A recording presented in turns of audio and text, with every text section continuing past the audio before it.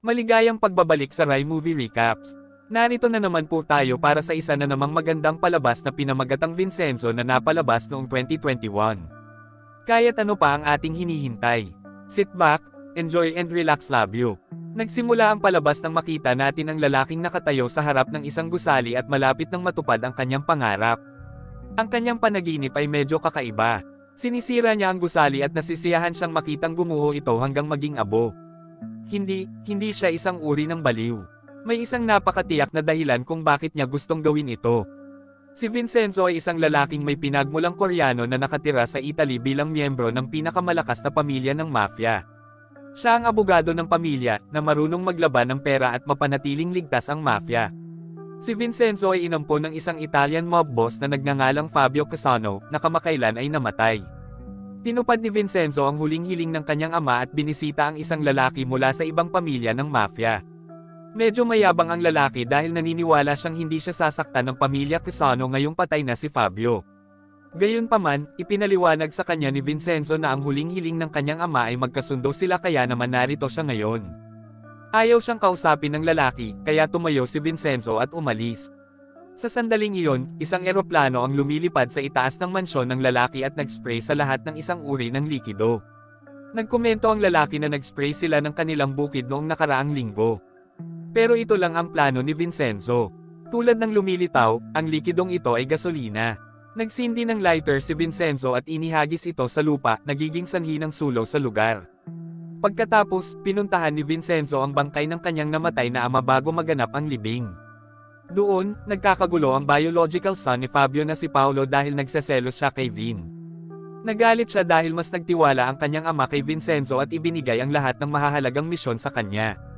Noong gabing iyon, nagpadala si Paolo ng 3 assassin para patayin si Vin. Pero niloloko sila ng makaranasang abogado at pinapatay muna. Pagkatapos, tinawagan niya si Paolo habang nagmamaneho ang huli papasok sa kanyang mansyon. Habang nag-uusap sila sa telepono, sumabog ang supercar ni Paolo. Binalaan siya ni Vin na pabayaan siya kung hindi ay mamamatay siya.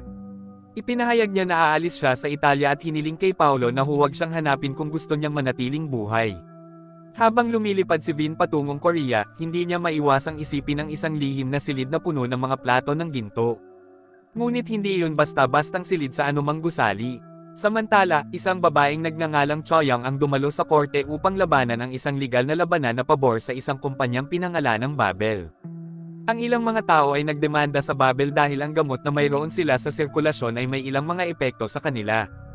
Ang mas nakakatuwa pa ay ang pakikipaglaban ni Choyang sa legal na laban na ito laban sa sarili niyang ama.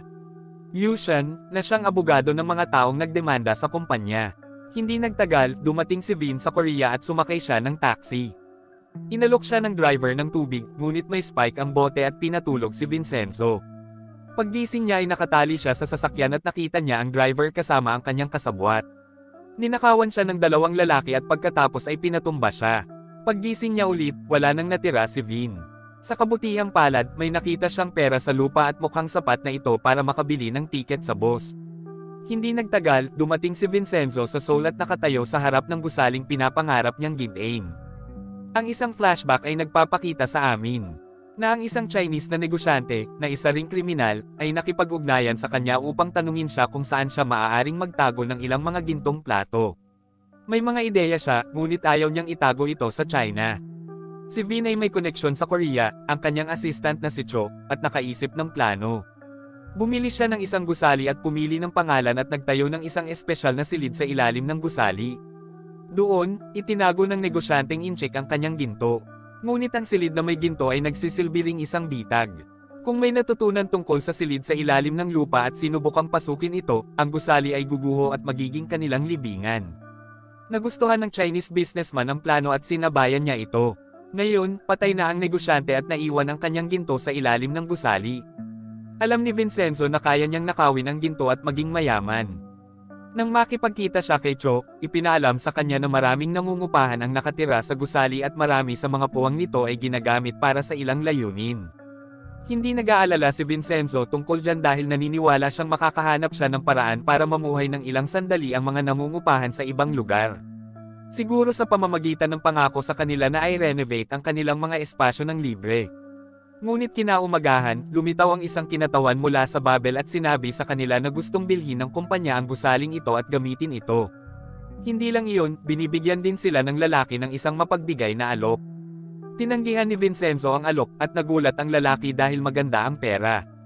Nang gabing iyon, nagpasya si Babel na gumawa ng mas mahigpit na hakbang at ilang armadong lalaki ang pumasok sa bahay ni Cho dahil siya ang legal na may-ari ng gusali.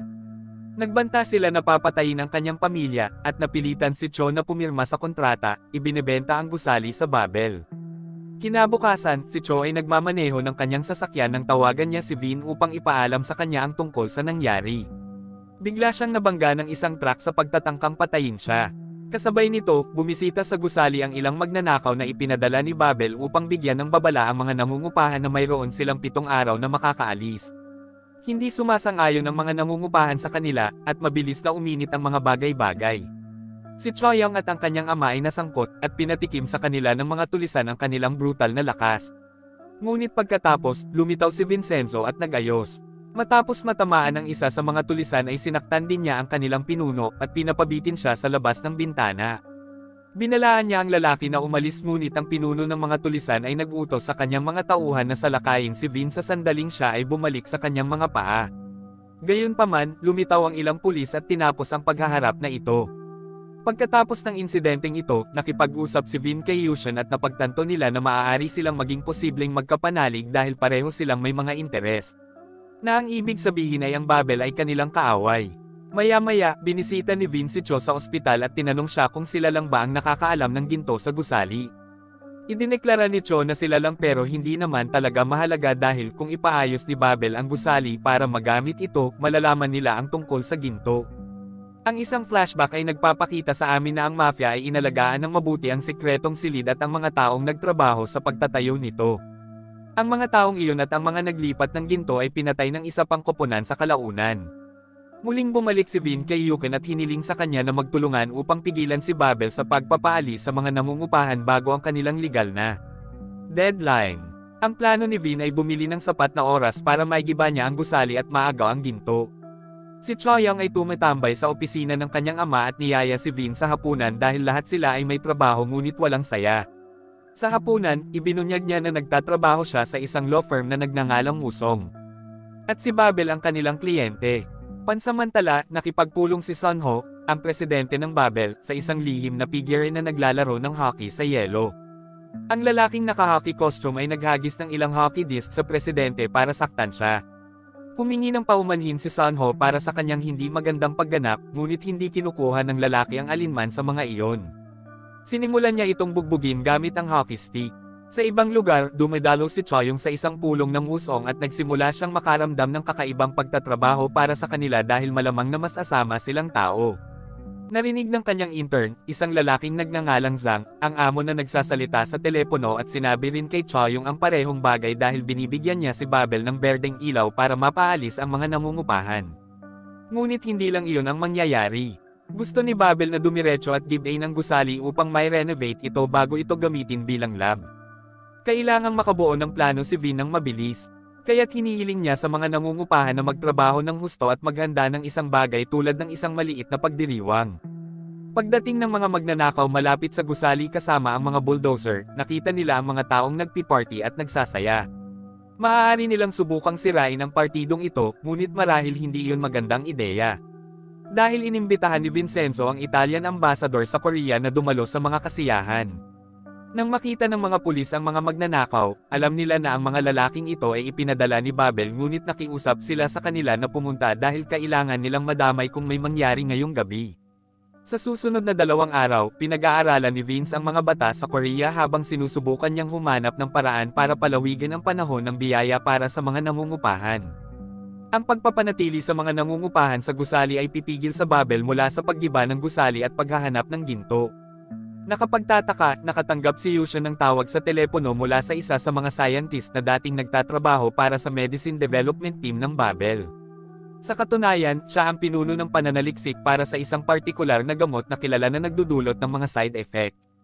Ipinaliwanag ng lalaki kay Yushan na marami sa mga gamot ni Babel ang nagdudulot ng mga side effect, ngunit iba ang ginagawa niya. Nang iturok nila ito sa isang voluntaryo, namatay ang lalaki. Ngunit hindi lang iyon. Sinisikap ni Babel na bumuo ng mga gamot na may parehong kahulugan ng salita. Gusto nila na ang mga tao ay guman sa kanilang gamot tulad ng mga junkies. Nagpa siya ang scientist na tumakas dahil naniniwala siyang hindi siya papayagan ni Babel na mabuhay pagkatapos ng mga insidenteng nasaksihan niya. Gusto ni Yuki na tumstigo siya sa korte, ngunit tinanong ng lalaki kung magagarantiyahan ng abogado ang kanyang kaligtasan.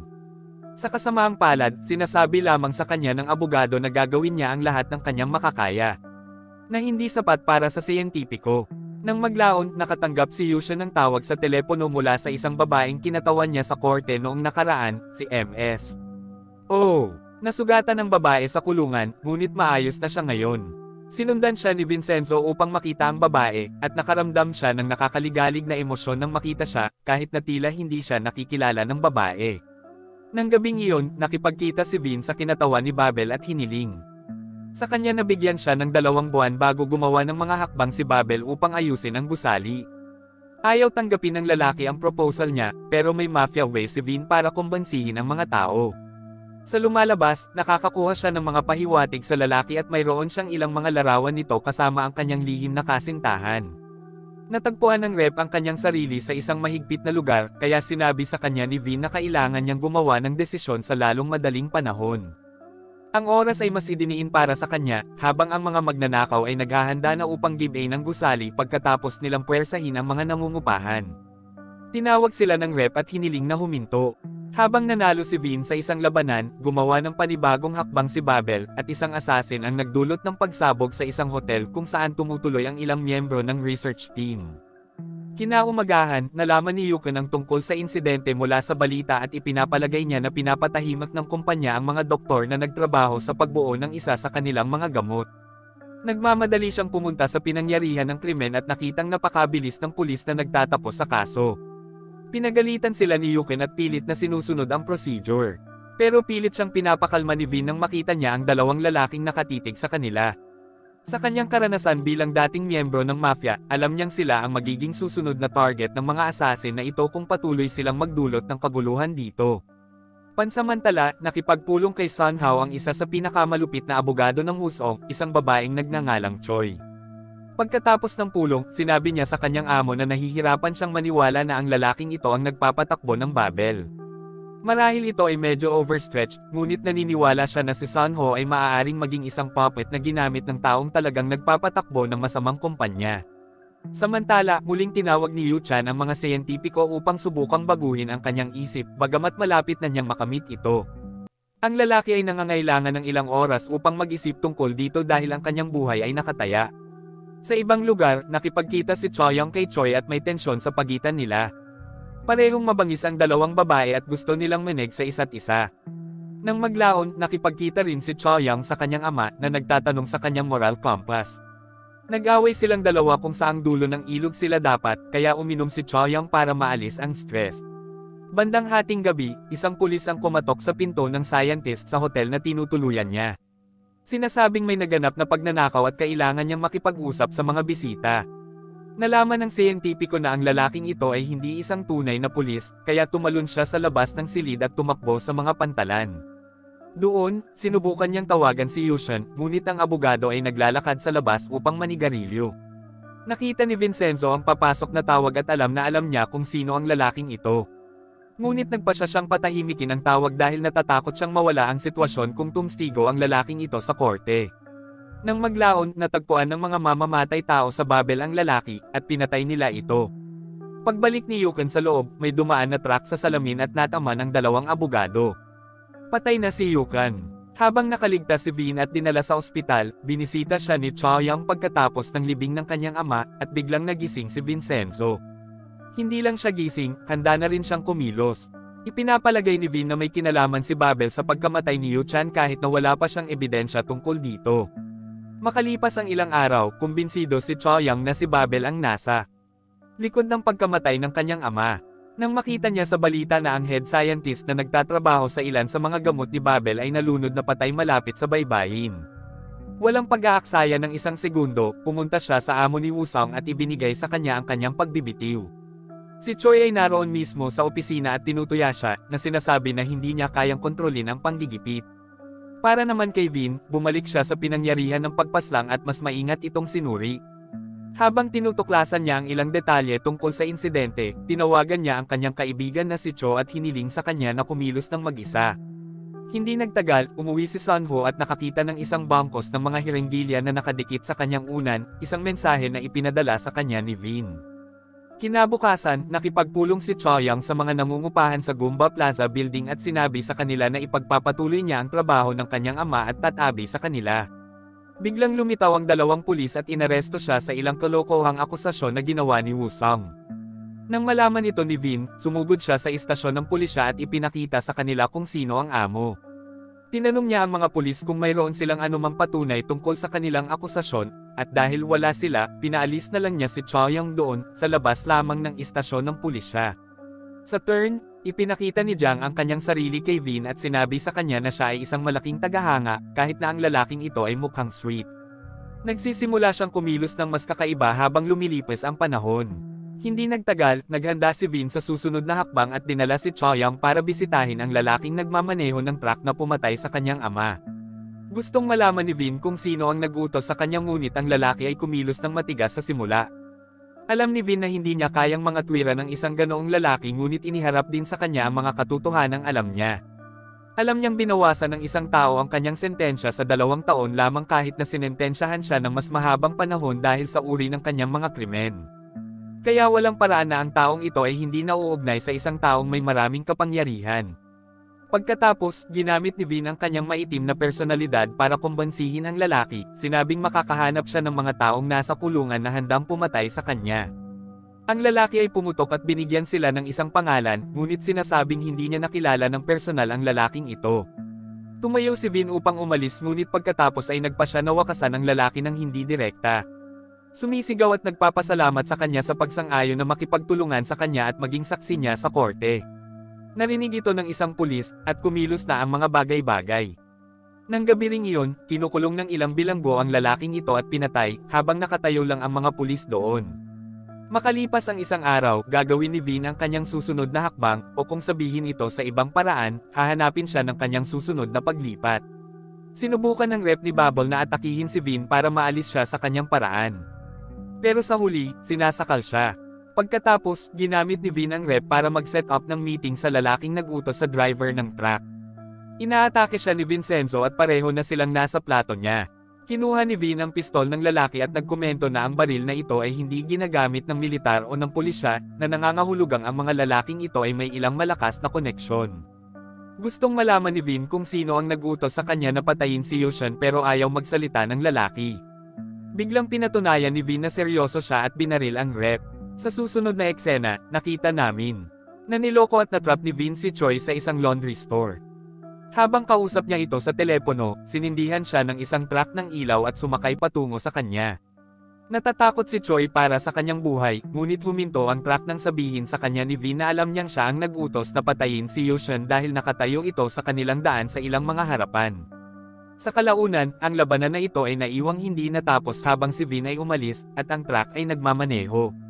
Pagkaraan ng isang gabi, pumasok ang isang team ng kontaminasyon sa lab ng Babel at sinabihan ng kanilang pinuno ang mga siyentipiko na lumikas sa lab sa loob ng ilang oras dahil kailangan nilang magtrabaho. Pagkatapos nilang gawin, ang isa sa mga miyembro ng koponan ay ipinahayag na si Vincenzo. Sino ang nagsisindi ng lighter at hinayaan itong tumama sa lupa? Nasusunog ang buong lugar. Hindi kasi nag-spray si Vin ng mga ipis at virus sa lab. Diniligan niya ito ng gasolina para sirain. Ang isang maikling flashback ay nagpapakita sa amin na ang lahat ay isang setup. Nagkunwari si Vin na binaril ang rep ni Bubble. Ngunit napatras lang ang lalaki ng matandang kasama ni Yu Chan, na tumulong kina Vin at Choyang. Naniniwala naman ang isa pang nakatali na pinatay ni Vin ang rep kaya isiniwalat niya ang lahat ng impormasyong kailangan ng mga abogado. Sa kasalukuyan, dumating si Sunho sa lab at nagsimulang sumigaw nang makita niya itong nasusunog. Dalawa sa mga miyembro ng team ni Vin ang nag-vamp ng gas at nagdulot ng panibagong pagsabog na nagpa-atras kay Sunho. Biglang may lumabas na mamahaling sasakyan at lumabas doon ang tunay na may-ari ng Babel. Ang lalaking ito ay walang iba kundi si Jang, na tila nagpapanggap na isang intern lawyer habang siya ang amo ng pinaka-corrupt na korporasyon sa bansa. Habang siya ay may galit sa kanyang mukha, si Vin at ang kanyang koponan ay tumakas. Ngunit ang mga taong ito ay hindi lamang upahang kalamnan, sila ang mga taong kinatawan ni Yushan. Nagpasya silang tulungan si Choyang bilang paggalang sa ginawa ng kanyang ama para sa kanila. Kinabukasan, nagpasya si Vin na makipagkita kay Sunho ng personal ngunit kailangan niyang gawin ito sa hindi direktang paraan. Pumatok siya sa gym, at tinutulungan si Sunho sa kanyang mga timbang habang siya ay nag-bench press. Habang tinutulungan niya siya sa kanyang pag-eehersisyo, si Vin ay nagpapanggap na siya ay isang tagahanga niya at nagtatanong ng mga hindi kaugnay na katanungan tulad ng kung siya ay inspirasyon ni George Soros. Bilang isang abogado at dating miyembro ng mafia, si Vincenzo ay isang mahusay na judge ng mga karakter. Nang muli niyang makilala si Choyang, sinabi niyang hindi gaanong matalino si Sunho, na nagpapaniwala sa kanya na hindi siya ang totoong tao na nagpapatakbo ng Babel. Naniniwala si Vin na ang susunod nilang target ay tingnan ang buhay ni Director Gil, isang lalaking namamahala sa pagpapaunlad ng droga. Pero kailangan maghintay dahil may bagong problemang darating. Ang mga biktimang dumaranas ng side effect ng gamot ni Babel ay gustong bawiin ang kaso dahil isang tagapamagitan ang nag-alok sa kanila ng malaking halaga ng pera. Tinipon sila ni Choyang sa opisina ng kanyang ama at sinubukang baguhin ang kanilang isip. Ngunit tila naniniwala ang mga biktima na walang posibilidad na manalo sila sa kaso. Kaya, ang kanilang pinakamahusay na pagpipilian ay ang tanggapin ang settlement money at magpatuloy. Sa ibang lugar, nag-set up ang Sunho ng isang kaganapan kasama ang ilang mga reporter at binabati ang mga mananaliksik na gumawa sa isang bagong gamot na malapit ng mailipat. Ngunit habang binabati niya ang mga mananaliksik, ang isa sa kanila ay dumura sa kanya at bumagsak sa sahig. Samantala, bumisita ang mga magnanakaw sa isang pizza restaurant sa Ganja Plaza, at kunwari ay nakakita lang sila ng pako sa kanilang pagkain. Kumuha sila ng ilang mga larawan ng pako sa pagkain upang magsalita ng hindi maganda tungkol dito sa social media. Ngunit pumasok si Vin at sinabihan silang tumigil. Pagod na ang mga magnanakaw sa pagsali ni Vin, kaya nagpasya silang atakihin siya. Magaling si Vin sa kanyang mga kamay at nagagawa niyang bugbugin ang mga ito.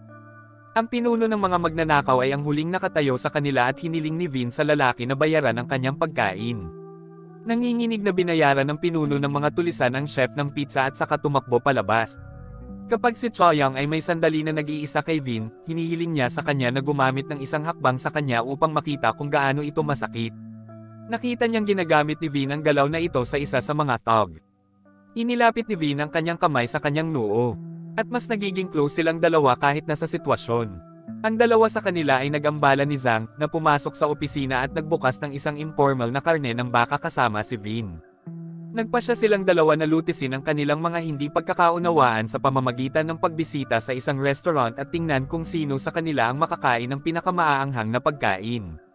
Kinabukasan, muling nakipagkita si Vin sa mga nangungupahan bilang isa sa kanila, na isang monghe, tinatapos ang kanyang mahabang pagdarasal at panahon ng pag-aayuno.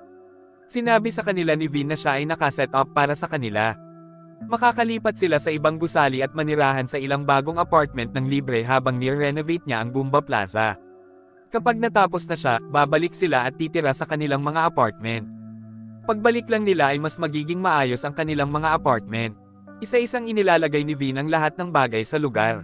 Ang susunod na dapat niyang asikasuhin ay ang tagapamagitan na nagtangkang suhulan ng mga biktima ni Babel.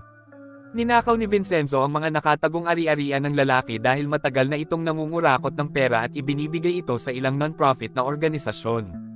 Pagkatapos, sinamahan ni Vin si Choyang sa isang paghaharap laban sa amo ni Choi at Wusam.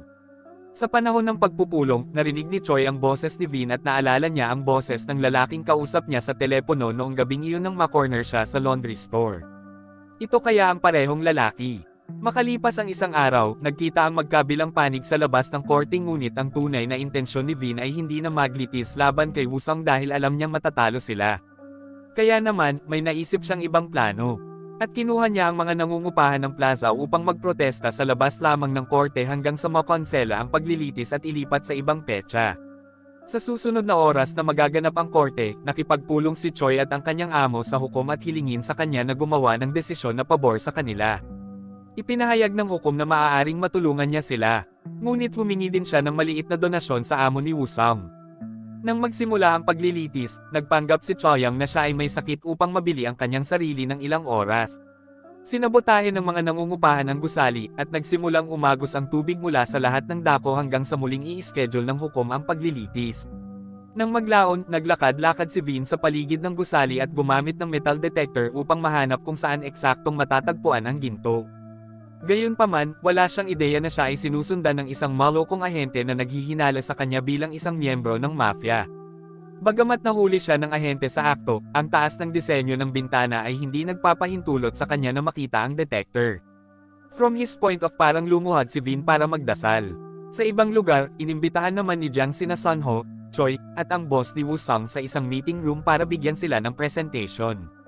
Nagsimula siya sa pagsasabing ang lumikha kay Babel ay ang ama ni Sunho ngunit ang kasalukuyang pangulo ay hindi lamang ang kanyang anak. Ibinunyag niya na siya ay kapatid ni Sunho at ang taong talagang nagpapatakbo ng Babel. Ang amo ni Wusong at si Choi ay napilitang pumalakpak para sa kanya. Ngunit ipinakita ng huli ang kanyang galit sa bandang huli nang maiwan siyang mag-isa sa kanyang opisina. Ipinakita ni Xiang sa lahat kung gaano siya kalupit kapag isinagawa niya ang kanyang bagong plano. Una, binugbog ng kanyang mga tao ang isa sa mga karibal sa korte, at tinurukan siya ni Director Gil ng droga. Pagkatapos, nagtatanim sila ng pera sa lahat ng iba pang biktima ng gamot. Hindi nagtagal, lahat sila ay dinala sa himpilan ng pulisya. Ngunit sumugod doon si Choyang para ipagtanggol sila. Sinabi sa kanya ng mga pulis na ang mga taong ito ay nagtutulungan at sila ay nagnanakaw ng pera mula sa Babel. Sinubukan ni Choyang na sabihin sa kanila na wala silang anumang tunay na ebidensya ngunit ngayon ang salita niya laban kay Wusong.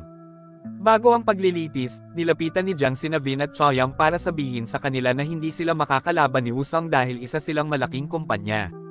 Hiniling niya kay Choyang na isipin ito muli at huwag madala kay Vin. Ang kanilang pagpupulong ay hindi nagtatapos sa pinakamahusay na tala, ngunit kailangan nilang isave ang kanilang masamang damdamin para sa ibang pagkakataon. Kapag oras na para muling litisin, alam ni Vin at Choyang na hindi kakampi sa kanila ang hukom. Kaya kailangan nilang gawin ang isang bagay tungkol dito.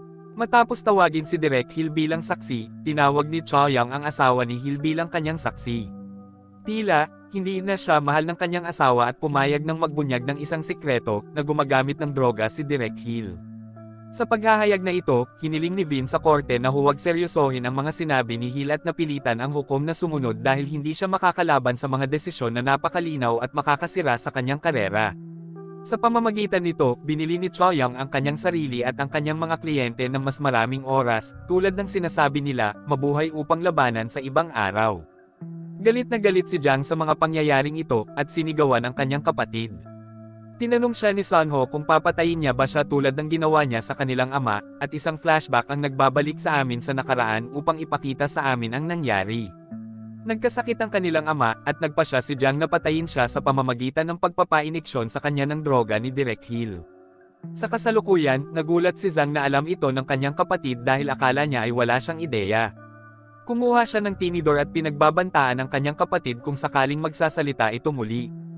Pansamantala, ang mga nangungupahan ay naghahaponan bago sila lumipat sa kanilang mga bagong apartment sa loob ng ilang buwan nang humingi sa kanila ng kagatang isang pulubi. Ang pulubi ay nagsimulang magkwento sa kanila ng isang nakakabaliw na kwento. Sinasabi niya na nakatira siya sa mga lansangan ilang taon na ang nakalilipas at tahimik na nanunood habang itinayo ng ilang lalaki ang gusaling ito. Nakita niya sa sarili niyang mga mata ang mga lalaking iyon na may dalang maraming lamin ng ginto at itinago ang mga iyon sa ilalim ng mismong gusaling ito. Pinagtatawanan siya ng mga nangungupahan dahil napakabaliw ng kwentong ito para paniwalaan, ngunit may patunay ang pulubi. Sinabi niya na ang taong nagtayo ng lugar na ito ay pinatay, ngunit nakuha ng pulubi ang telepono ng isa sa mga lalaking iyon. Sa katunayan, dala ng pulubi ang teleponong iyon at ipinakita sa kanila ang larawan ng trabahador na may hawak na gintong plato. Kinaumagahan, sinabi ni Vin sa mga nangungupahan na oras na para lumipat sila sa kanilang mga bagong apartment tulad ng kanilang napagkasundoan, ngunit nagbago ang isip ng mga nangungupahan. Siyempre, hindi nila ibinunyag ang kanilang tunay na dahilan sa pagnanais na manatili ngunit sa halip ay proyekto na sila ay nagmamalasakit sa lugar na ito at nais na manirahan dito magpakailanman. Pansamantala, dinadala ni Sunho ang kanyang mga vice-presidente mula Babel sa hockey field at pinagalitan sila dahil sa kanilang mahinang pagganap. Sa lumalabas, ginagaya niya ang mga pamamaraan ng kanyang kapatid at pinamumunuan niya ang kumpanya ng may kamay na bakal. Matapos tawaging walang silbi ang mga lalaking ito, sinimulan niya silang hampasin ng mga hockey disc, at ang mga VP ay nahulog sa nagyayelong lupa. Si Vincenzo naman, sinusundan niya si Choyang na bumibisita kay MS. Oh, Ang babae ay hindi maganda, at isang doktor ang nagpahayag sa kanila na siya ay may cancer. Gagawin nila ang lahat para mapanatili siyang buhay, ngunit walang pangako ang doktor. Sobrang lungkot ni Vin sa narinig na balita na para bang importante sa kanya ang babaeng ito. Sa ibang lugar, nakipagpulong ang abogadong si Choi sa isang lalaking nagngangalang Min Song, na presidente ng isang bangko. Gusto ni Choi na mag-invest siya ng malaking halaga sa Babel, ngunit ayaw gawin iyon ng bangkero dahil sa tingin niya ay hindi makakabuti para sa kanila ang pag-uugnay ng kanyang bangko sa Babel.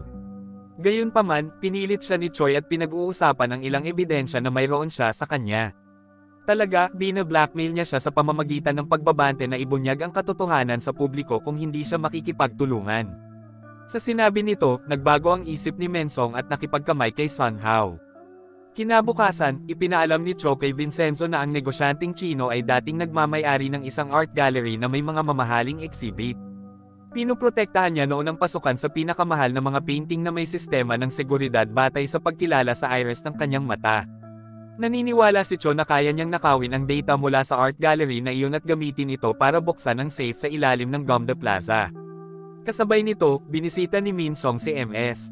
O sa ospital na ang tanging layunin ay kulitin siya bago siya mamatay. Nagkunwari ang babae na may gustong sabihin sa kanya at hilingin na lumapit sa kanya. Ngunit hinawakan siya nito sa buhok at pinahirapan siya. Sinubukan ni Choyang na hilahin siya pabalik, ngunit winasak din niya ang buhok ni Min Song. Nang maglaon, sinabi ni Choyang kay Vin na kailangan nilang mapalapit sa lalaking ito at malaman ng higit pang impormasyon tungkol sa kanya. Ayon sa mga chismis na narinig niya, si Min Song ay bakla at maaaring subukan ni Vincenzo na akitin siya. Hindi gusto ni Vin ang ideyang ito. Ngunit hindi siya pababayaan ni Cho Young at ng dating kasamahan ng kanyang ama na si Nam hanggat hindi niya tinatanggap. Kumikilos si Vin kinabukasan nang sumali siya sa parehong club ni Min Song para sa pagsakay sa kabayo. Binuksan ni Vin ang usapan at pinag-usapan nilang dalawa ang tungkol sa sining ng pagsakay. Matapos makuha ang numero ni Min Song, sinabi ni Vin kay Choyang na kakaiba ang pakiramdam niya sa paggawa nito, ngunit nakumbinsi niya itong magpatuloy sa kanilang plano.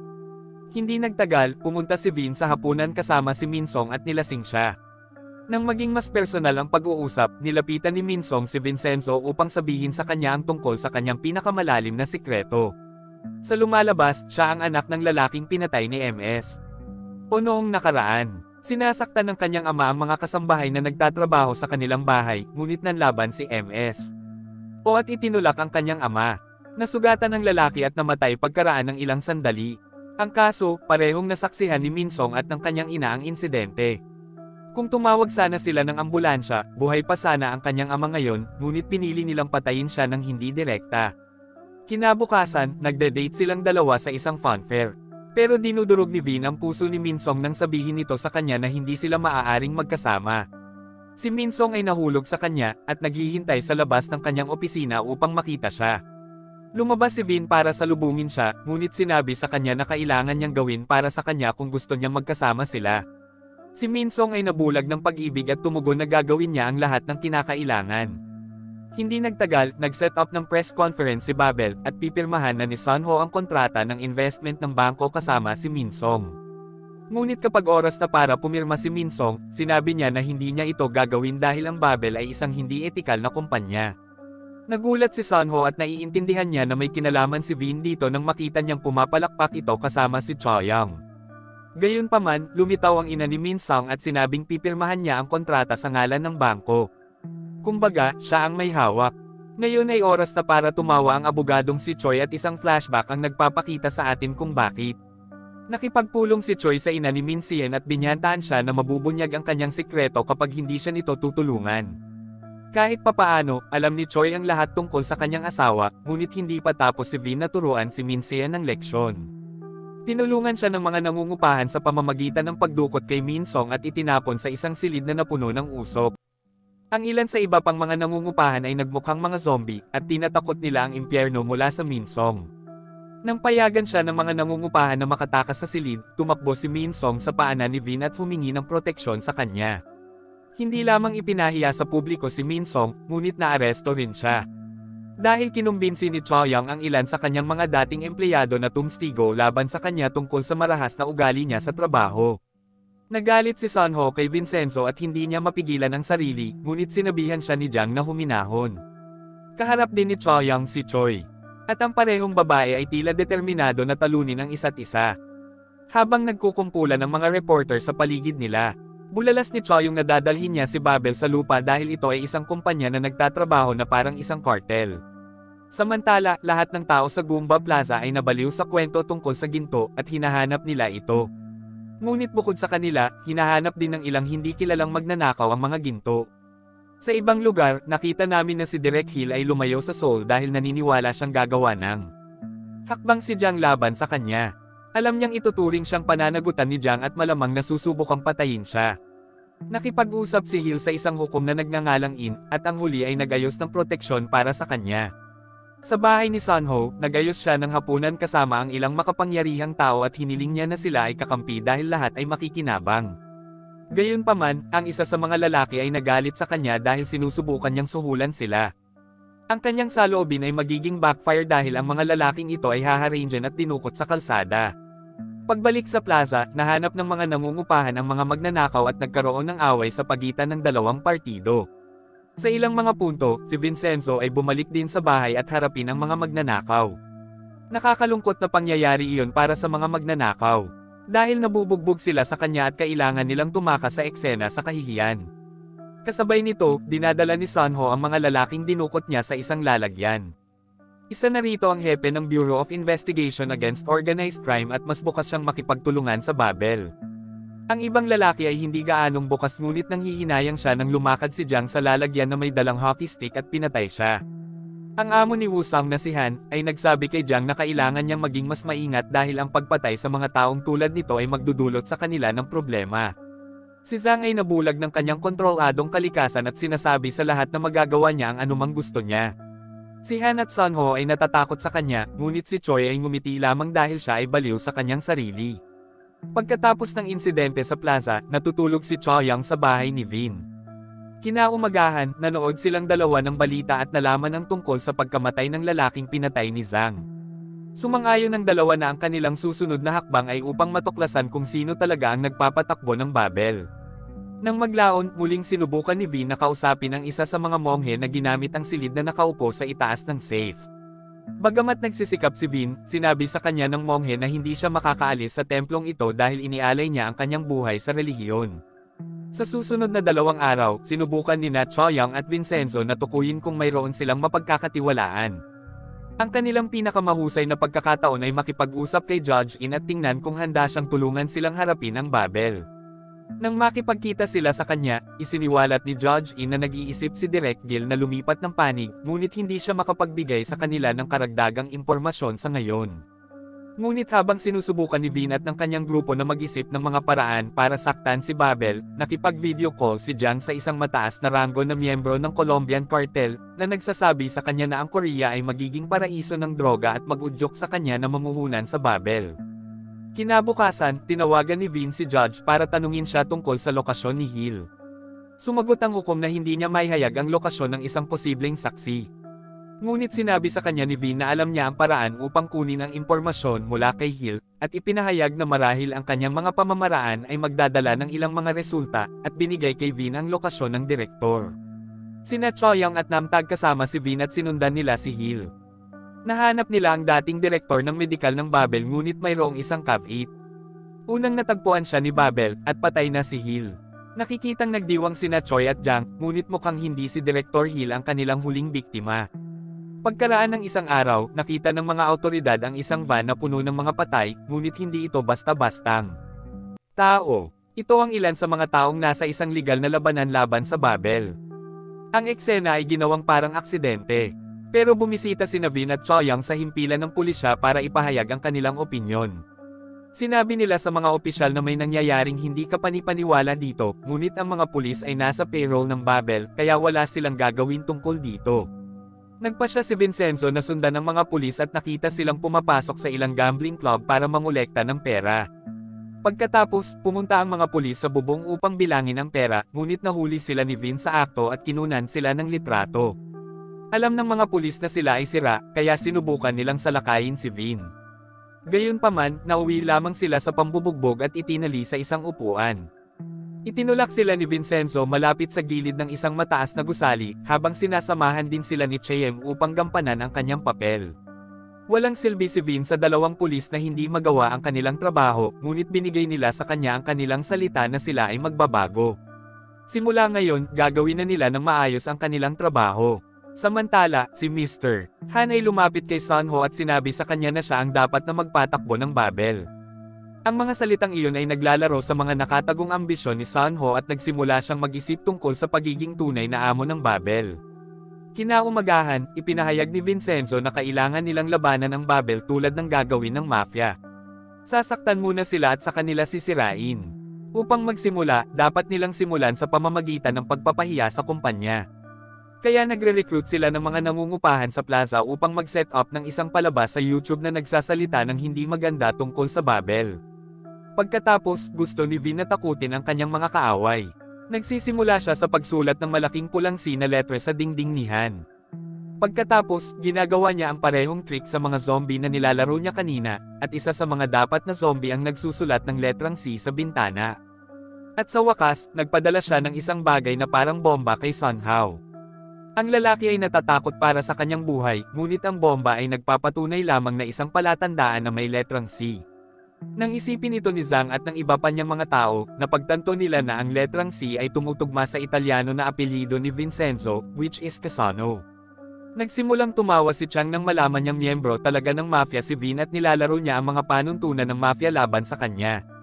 Gustong gumanti ni Chang, kaya nagpadala siya ng isang mapanganib na gang para takutin ang mga nangungupahan sa plaza.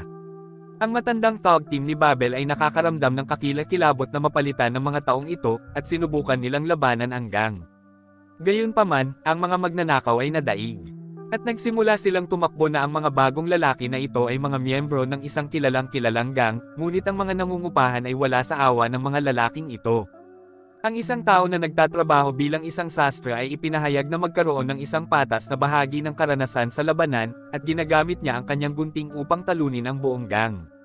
Samantala, nakipagkita si Zhang kay Chaoyang dahil nagpapanggap itong may mahalagang impormasyon para sa kanya habang hinahabol ng isang pangkat ng mga assassin si Vin. Tinawagan ni Nam si Chaoyang para sabihin sa kanya ang tungkol dito, at nagmadali siyang hanapin si Vin. Sinundan ni Zhang ang pagkukunwari ng pagtulong sa kanya habang si Vin ang nagtatakda ng mga assassin, at pinapatay ang karamihan sa kanila. Pinayagan niyang mabuhay ang isa sa kanila para tanungin siya, ngunit hindi ibinunyag ng assassin kung ano ang gustong malaman ni Vin. Alin ang tunay na pagkakakilanlan ng amo ni Babel? Hindi nagtagal, nahanap ni Zhang at Chaoyang si Vin na nakahawak sa telepono ng assassin. Sinabi ni Vin na oras na para malaman kung sino ang nagpapatakbo ng Babel at tumawag sa isang kontak sa telepono ng assassin. Nagsisimulang makaramdam ng kaba si Zhang nang mag-vibrate ang kanyang telepono sa loob ng kanyang jacket. Naglalakad pa si Vin palapit sa kanya, ngunit hindi niya marinig ang pag-vibrate ng telepono ni Zhang. Kinabukasan, binisita ni Vin si Miss O sa ospital, na nagsabi sa kanya tungkol sa mga pinagsisisihan niya sa buhay. Ibinunyag niya na inabandonan niya ang kanyang anak noong nakaraan dahil wala siyang mapagkukunang pinansyal upang mapangalagaan ang kanyang anak. Noon pa man ay alam na ni Vin na ang babaeng ito ay ang kanyang tunay na ina. At iyon ang dahilan kung bakit nagkaroon siya ng interes sa palihim na pag-aalaga sa kanya. Maya-maya, 2 pulis ang pumasok sa plaza at inaresto nila si Vin, dahil nabalitaan silang may kaugnayan ito sa Italian Mafia. Hindi nila siya ikukulong dahil wala silang tunay na pahiwatig laban sa kanya, ngunit sipay nila siya palabas ng bansa. Samantala, si Sunho ay kumuha ng pagkain kasama ang kanyang kapatid at hiniling sa kanya na ganap na kontrolin ang Babel. Nagalit si Zhang nang marinig ang mga salitang iyon habang itinuturing niyang walang kakayahan ang kanyang kapatid. Kumuha siya ng kutsilyo at binyantaan ang kanyang kapatid na hindi na muling magtatanong ng tulad niyan. Sa ibang lugar, nakikipagpulong si Agent On sa hepe ng kanyang ahensya para sabihin sa kanya na kailangan nila si Vin. Labis na nagustuhan ni Agent On si Vin at kinumbinsi niya ang hepe na ang lalaking ito ay asset nila laban sa organisadong krimen. Binibigyan siya ng hepe ng berdeng ilaw at hinarang ni Agent On ang pulis matapos tanungin ni Judge On si Vin. On ay may jurisdiction sa kanya at kayang kunin si Vin. Kapag wala na sila sa gulo, ipinahayag ni On na gusto niya maging miyembro ng team ni Vin. Ngunit mayroon din siyang 3 kahilingan. The first 2 requests make some kind of sense while for the third one, he just asking Vin for a hug. Hindi nagtagal, tinawagan siya ng matandang kaibigan ni Vin sa mafia na nagngangalang Luca para sabihin sa kanya na may nagtatanong sa kanya. Kasabay nito, muling nakipagkita si Han kay Sunho ng palihim at pinaglalaroan ang kanyang isip, na sinasabi sa kanya na karapat-dapat siyang patakbuhin ang Babel. Alam ni Sunho na hinding-hindi siya papayagan ng kanyang kapatid na gawin ito at isinasaalang-alang ang ilang mas marahas na opsyon. Naghinala si Vin na may hindi magandang nangyayari kay Judge N. Kaya dinukot niya ito at pinilit na maglaro ng Russian roulette gamit ang pistol. Ang hukom ay nabalisa sa ilalim ng panggigipit at ibinunyag kung ano ang gustong malaman ni Vin, na si Jiang ay ang lalaking tumatakbo sa Babel at nakipagtulungan sa kanya dahil si Jiang ay may mga koneksyon sa matataas na lugar at mabilis niyang maisulong ang kanyang karera. Sa susunod, binisita ni Vin si Jiang sa kanyang apartment at pinagbantaan siyang papatayin. Inihayag ni Jiang kung gaano siya baluktot sa pamamagitan ng paghawak sa baril at pagdikit nito sa kanyang noo, na nag-udyok sa kanya na barilin. Sa sandaling iyon, at pinasok ang bahay kasama ang mga pulis at inaresto. Habang si Zhang ay nagpapanggap na biktima ng sitwasyong ito, nagsimula ang isang maikling legal na labanan sa pagitan ng dalawang partido bilang hukom at sinubukang ikulong si Vin sa paratang ng tangkang pagpatay. Sa kabilang banda, napigilan siya ni Choyang, at malayang makalakad si Vin. Nagbago ang isip ni Zhang at pinahintulutan ang kanyang kapatid na gumawa ng ilang trabaho sa ngalan ng Babel. Ngunit iyon ay dahil lamang sa payo sa kanya ni Choi na humiga sandali. Habang siya ay gumugugol ng ilang oras sa malayo sa malaking lungsod, si Jiang ay nadroga sa pamamagitan ng pag-inom ng tubig na inilagay sa kanyang refrigerator ng mga kasama ni Vin. Tinawag siya ni Vin para ipakita kung gaano siya kalakas at kalupit na inaangkin ang panalo sa presidente ng Babel. Si Jiang ay nagalit dahil siya ay dapat magkaroon ng pinakamataas na seguridad. Nang maglaon, binigyan ni si Vin ng ilang magandang balita at ibinunyag na ang pinuno ng kanyang ahensya ay naglalaro ng isang undercover na laro kay Jiang. Nagpapanggap na kakampi niya. Nangangahulugan ito na makakapagbigay siya sa kanila ng mahalagang impormasyon kung ito ay lalabas. Pero meron pa, ang isa sa mga matandang punong ministro ng bansa ay nag-utos sa ahensya na lumikha ng isang bagay na tinatawag na guillotine file. Ang file na ito ay maglalaman ng maruming paglalaban ng mga pinakasikat na politiko, siyentipiko, artista, at iba pa. Kung maaari nilang mahanap ang file na ito, baka makakahanap sila ng paraan para talunin si Babel. Samantala, sinundan ni Sunho ang kanyang kapatid sa isang ekspedisyon sa Pangangaso. Kapag nakita niya si Jiang sa labas, itinuturing niya itong pagkakataon para harapin siya. Sinabi ni Sunho sa kanyang kapatid na mayroong isang hayop sa di kalayuan at dinadala siya sa lugar na gusto niya. Pagkatapos, itinutok niya ang kanyang rifle at binaril si Jiang. Nakatayo si Jiang matapos siyang barilin. Ngunit siya ay natitisod at muling bumagsak sa lupa. Naghahanda si Sunho na tapusin siya. Ngunit isa pang mangangaso ang sumisira sa kanyang plano kapag lumakad siya malapit sa kanila. Nagkunwari si Sunho na aksidente ang lahat at humingi ng tulong sa lalaki. Deep inside his mind, alam niyang mababaliw siya kung mabubuhay pa ang kapatid niya. Pagdating nila sa ospital, ipinaalam ng mga doktor kay Sunho na ang sugat ng kanyang kapatid ay hindi seryoso at siya ay magiging maayos. Nagkunwari si Sunho na naaliw siya sa narinig. Ngunit sa katotohanan, natatakot siya para sa kanyang buhay. Nasa kwarto si Choi kasama si Jiang at may maikling usapan sila. Nagkomento si Choi na lahat ay gumagawa ng mga hakbang laban kay Jiang at sinenyasan siyang ihayag ang kanyang tunay na pagkakakilanlan sa publiko, na ipinaalam sa lahat na siya ang tunay na amo ng Babel. Pansamantala, nakipagkita si Vin kay Cho at tinanong siya kung bakit niya sinubukang nakawin ang ginto. Nagulat si Cho, ngunit naisip ni Vin na siya ang nagpadala sa mga magnanakaw na iyon upang subukang nakawin ang ginto. Inamin ni Cho na ginawa niya ito at tumugon na may utang siya sa ilang mapanganib na tao. Dahil nawalan siya ng ilang milyon habang nagsusugal. Sa pagbunyag ng katotohanan, sumang-ayon silang pagsamahin ang ginto. Kasabay nito, umalis si Zhang sa ospital upang dumalo sa isang kaganapan kung saan ang ilang mayayamang negosyante ay magbibid na bumili ng mga palapag ng paparating na Babel Tower upang magamit bilang mga opisina. Inihayag niya ang kanyang sarili bilang ang tunay na amo ng Babel at sinimulan ang pagbid. Bumalik sa plaza, pinaponte ni Vincenzo ang mga nangungupahan sa isang ekskursyon upang mabili ang kanyang sarili ng oras upang makakuha ng ilang ginto. Gumagamit si Cho ng device na ginagaya ang iris ng negosyanteng Chinese at binubuksan nito ang safe. Tumalo ng dalawang lalaki sa loob ng silid at namangha sila sa dami ng ginto na kanilang nakita. Biglang bumunot ng baril si Cho kay Vin at sinabi sa kanya na kailangan lang niya ng isang plato ng ginto para mabayaran ang kanyang mga utang. Umakyat ulit silang dalawa. Ngunit nagawa ni Vin na dayain ang kanyang atensyon at sinipa ang baril ni Cho mula sa kanyang mga kamay. Nakuha ni Vin ang kanilang munting hand-to-hand battle, at kinuha ang golden plate na kinuha ni Cho mula sa safe. Tulad ng inihayag ni Vin, ang guillotine file ay nakatago sa loob ng plato na ito, at iyon ang dahilan kung bakit ito lamang ang gusto ni Cho. Ngayon, ipinahayag ni Cho na siya ay isang lihim na ahente. Hindi niya ninakaw ang data para sa mata ng negosyante mula sa kanyang art gallery. Ngunit sa halip ay siya ang pumatay sa negosyante sa pamamagitan ng paglalason sa kanya. Nang mamatay ang lalaki, iniskan ni Cho ang kanyang mata gamit ang device na ginamit niya ngayon. Habang nag-uusap ang dalawa, bumalik ang boss kasama ang mga nangungupahan, at ang dalawang lalaki ay nagmamadaling isara ang hatch.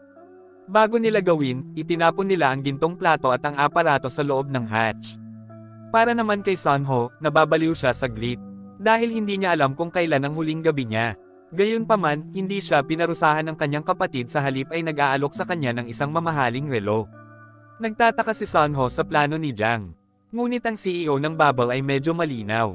Sinabi niya na pinapanatili niyang buhay ang kanyang kapatid dahil may dapat sisihin kung ang mga bagay ay magkatabi. Nagsimula ng mahalin ng press si Jang, ngunit gumagawa si Vin ng isa pang sorpresa para sa kanya. Isang gabi, dumalo si Jang sa isang kaganapan na inorganisa ng kanyang kumpanya upang ipakita ang bagong linya ng mga sasakyan na inihahanda ni Bubble na gawin.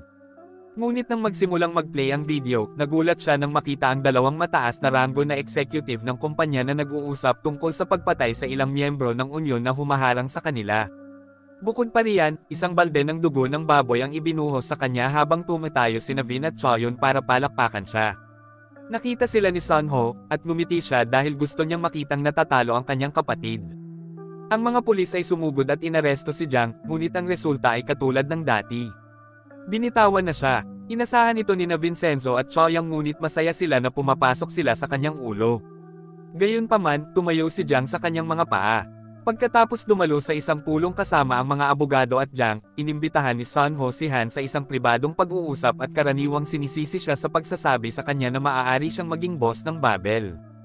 Binaliktad ni Han ang sitwasyon at sinabing pinaniwalaan niya ang bawat salitang sinabi niya.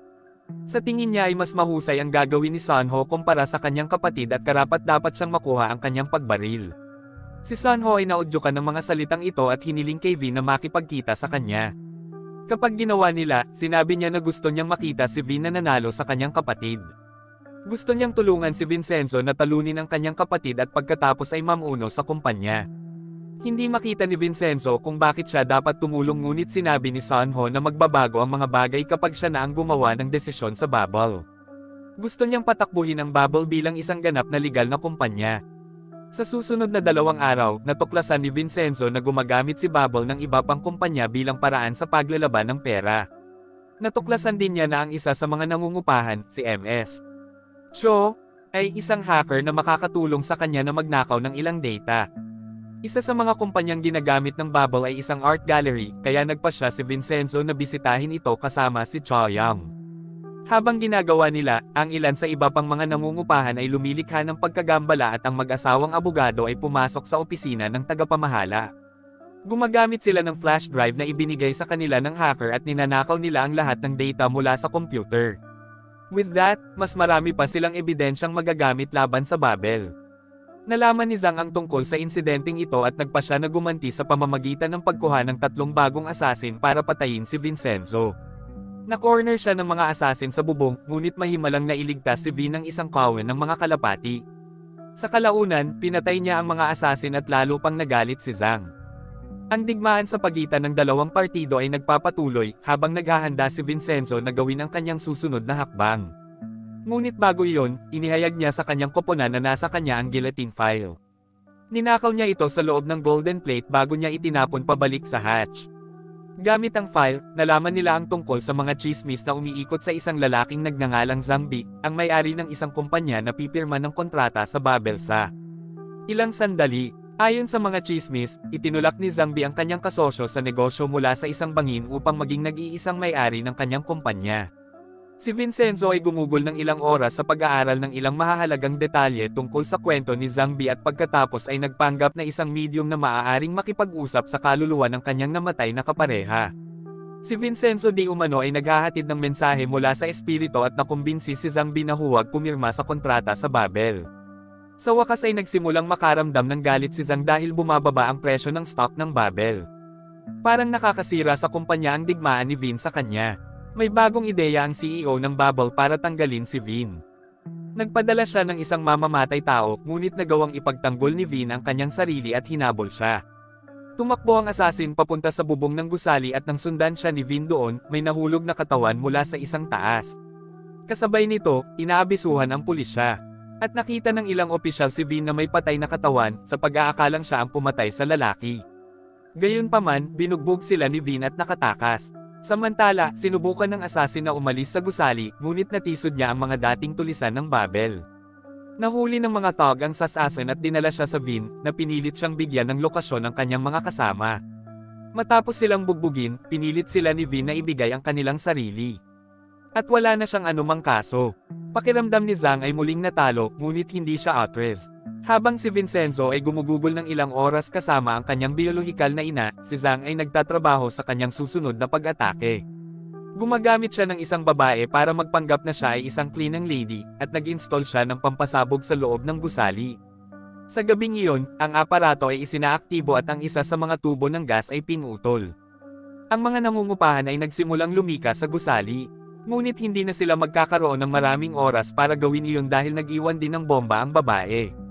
Sa kabutihang palad, nakita ng dalawang bumbero ang bomba sa anyo ng isang relo. Nakita ni Vincenzo na hawak nila ito, at tumakbo siya para kunin ang relo at ihagis ito sa labas ng bintana. Inilabas ni Zhang ang kanyang galit sa kanyang kapatid. Hanggang sa pumasok si Choi sa kanyang opisina na may dalang larawan ng biological mother ni Vin. Kinilala ni Zhang ang pagkakataong ito at hiniling kay Choi na gawin ang kanilang susunod na hakbang. Nakuha ni Choi ang isa sa kanilang mga lalaki sa labas ng bilangguan at ipinagkatiwala sa kanya ang misyon ng pagpatay kay MS. Oh! Ang lalaki ay pumasok sa ospital sa gabi at nagpanggap na isang nurse.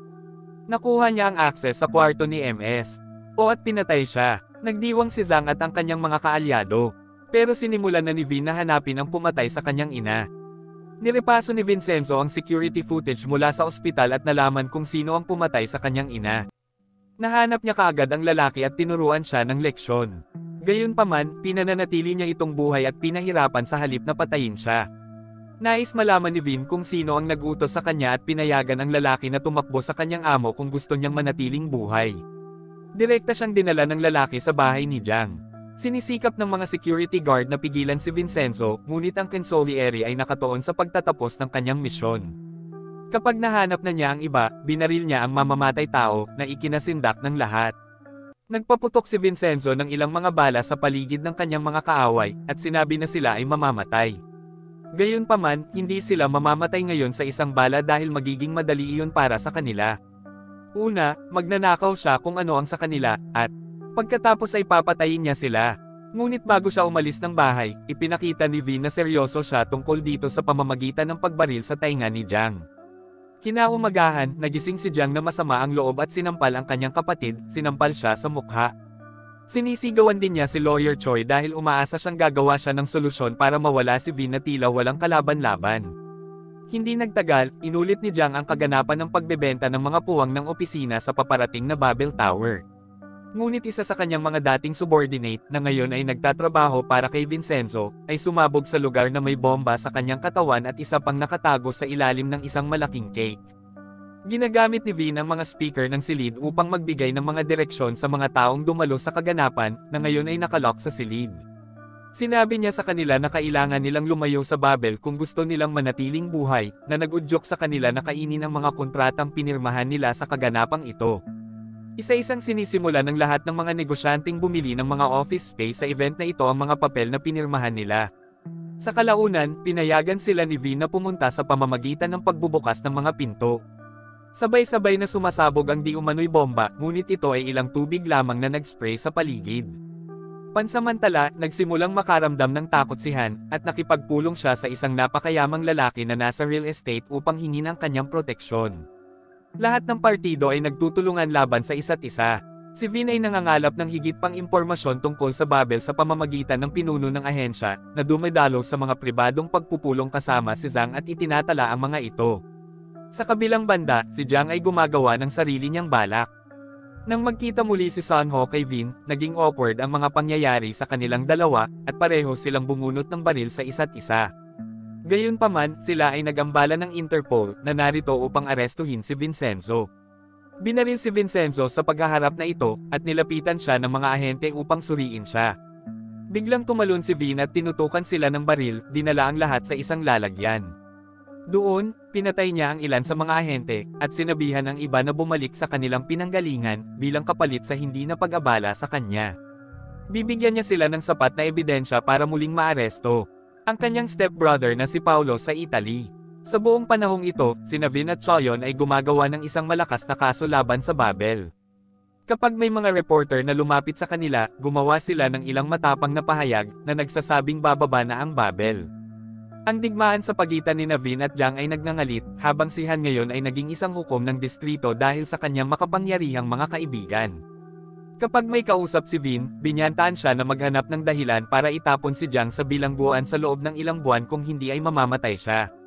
Alam ni Vincenzo na si Jiang ay hindi mananatili sa bilangguan magpakailanman, ngunit hindi iyon ang kanyang plano. Gusto lang niyang bigyan ng mahirap na panahon ang presidente ni Babel. Kapag si Jiang ay nasa likod ng mga bar, binisita siya ni Vincenzo upang tuyain siya. Gayunpaman, si Jiang ay may sariling makapangyarihang kakampi, isang politiko na nagngangalang Kim. Inaatake ni Kim si Cho, at nalaman niya ang tungkol sa ginto sa plaza. Isang gabi, kinuha niya ang kanyang kalamnan at binisita ang plaza, ngunit ang mga nangungupahan ay lumaban at itinulak si Kim palayo sa tulong ni Vin at Agent On. Pagkatapos, nagawa ng babaeng hacker na buksan ang hatch gamit ang kanyang computer, at inilipat ng mga nangungupahan ang lahat ng ginto palayo sa plaza. Para naman kay Kim, nagising siya malapit sa isang dumpster na masakit ang ulo. Pagkaraan ng ilang sandali, oras na para sa mga mabubuting tao upang labanan muli ang Babel sa korte. Ngunit walang pinal na desisyon ang naabot. Umaasa si Sunho at nakipagpulong kay Han para marinig ang mga salitang gusto niya, na kaya niyang sakupin ang Babel kung bumaba ang kanyang kapatid. Ngunit hindi nagtagal, nakalabas na si Jiang sa kulungan at nagsimulang ipakita sa lahat kung gaano siya galit. Una, inaatake at dinukot niya si Choyang. Pagkatapos, pumasok siya sa opisina ng kanyang kapatid at tinutukan siya ng baril. Gayunpaman, hindi niya ito pinatapos bagkos ay tinamaan siya ng malakas. Nang magising si Sunho, nakita niya ang kanyang sarili sa parehong silid ni Choyang. Siyempre, wala sa kanila ang nagulat dahil alam nila kung anong klaseng tao si Sunho. Hinanap sila ni Vin, ngunit nakatali ang kanyang mga kamay dahil nasa mukha ni Choyang ang baril ni Jiang. Biglang inatake ni Sunho ang kanyang kapatid, at naganap ang kaguluhan. Sa kalaunan, sinubukan ni Jiang na barilin si Vincenzo, ngunit si Choyang ang tumama. Sinubukan pang pigilan ni Sunho ang kanyang kapatid. Ngunit walang awa si Jiang at binaril siya. Pagkatapos, nakita ni Jiang si Vin na hawak-hawak si Choyang sa kanyang mga bisig at may available na perpektong shot. Hinailan niya ang gatilyo, ngunit walang laman ang kanyang baril. Alam niyang nababaliw na siya, kaya nagpasya siyang tumakas. Si Choyang ay matatag, ngunit nang suriin ni Vin si Sunho, namatay ang huli sa kanyang mga kamay. Kinaumagahan, nagising si Choyang sa isang ospital ngunit siya ay magiging maayos. Nang maglaon, nakipagkita si Vincenzo kay Agent An at binigay sa kanya ang guillotine file dahil pinagkakatiwalaan niya itong gawin ang tama dito. Ang tanging magagawa na lang ngayon para kay Vincenzo ay patayin ang kanyang mga kaaway. Sinimulan niya sa pamamagitan ng pagpatay kay Han at pagkatapos ay hintayin si Choi sa kanyang silid. Habang sinusubukan niyang tumakas, matapos siyang pahirapan, binuhusan siya ng petrolyo at sinunog. Sa wakas, isang pinaghalong grupo ng mga nangungupahan at dating bubble thugs ang hamarang kay Jiang. Ang ilang mga shot ay nagpapalitan, ngunit si Vincenzo ay sumali sa eksena at binaril si Jiang ng 2 beses sa kanyang mga binti. Pagkatapos, isinakay niya siya sa kanyang kotse at pinaalis kasama siya bago siya mahanap ng pulis. Nang magising si Jiang, siya ay nakatali sa isang upuan na may drilling machine malapit sa kanyang dibdib. Matapos silang dalawa ay magpalitan ng ilang huling salita, ini-program ni Vin ang makina upang mag-drill sa katawan ni Jiang, at lumakad lamang palayo, iniwan siyang mamatay sa isang mabagal, masakit na kamatayan. Sa susunod, nakipagkita si Vin kina An at Cho, na nagbigay sa kanya ng pasaporte at binati siya ng paalam. Ngunit bago siya umalis ng bansa, lumilitaw na nagpaalam si Choyang, wishing for them to have more time together in the future. Unti-unti, nahuhulog ang bawat kapayapaan, at ipinakulong ni Choyang ang lahat ng masasamang tao. Pagkalipas ng ilang buwan, ang law firm ni Choyang ay naging isa sa mga pinagkakatiwalaang kumpanya sa bansa. Bumisita si Vincenzo kay Choyang para batiin siya sa kanyang mga nagawa, at pinagsaluhan nilang dalawa ang kanilang unang halik. Bagamat kailangang umalis ni Vincenzo, nananatiling bukas ang lahat para sa kanila at baka magkita silang muli. At dito na nga nagtatapos ang palabas natin para sa araw na ito. Maraming salamat sa panunood.